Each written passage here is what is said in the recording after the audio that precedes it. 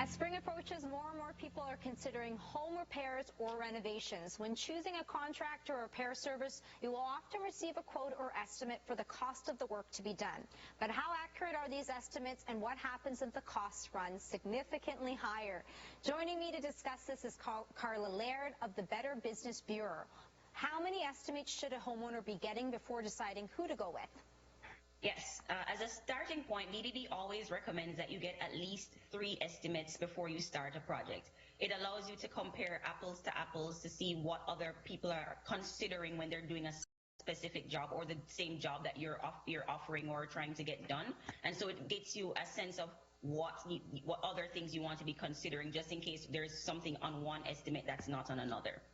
Other than the final estimate, what other factors should homeowners be looking for when selecting the company?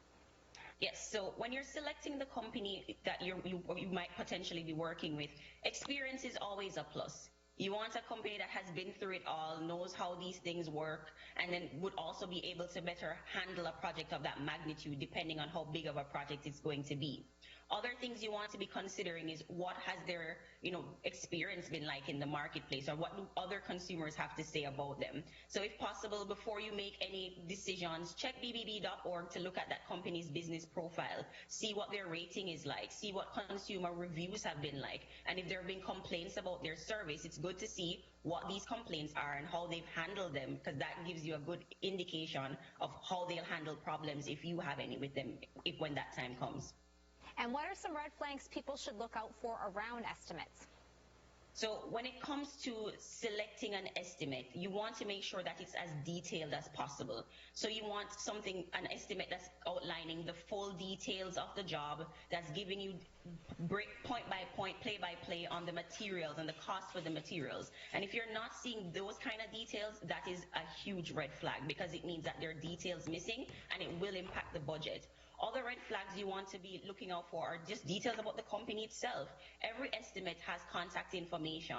Every estimate is going to also give you a sense of what licensing is going to be this company will have to make sure they're securing the workers, just making sure that all of these areas are covered: safety, health, as well as the budget. So if all of those areas are not covered, that's a red flag, and it probably means that if you go ahead with this company, you'll stumble into problems when the project is underway. Good advice. And is there a standard margin of error or buffer that homeowners should expect? Yes. An experienced contractor would typically have at least a 10% buffer included in the budget that will cover unforeseen or miscellaneous expenses. And we know that when we undergo home improvement and just renovation projects generally, there are times when you'll stumble into hidden issues, hidden problems that you didn't really see until you really start digging into the work. So there should usually be at least a 10% buffer to make sure that if those things or those challenges do arise, it's not going to throw your budget completely out of whack. And is there any recourse for a homeowner if the final bill is significantly over the budget? So that's where the estimate versus a quotation comes in.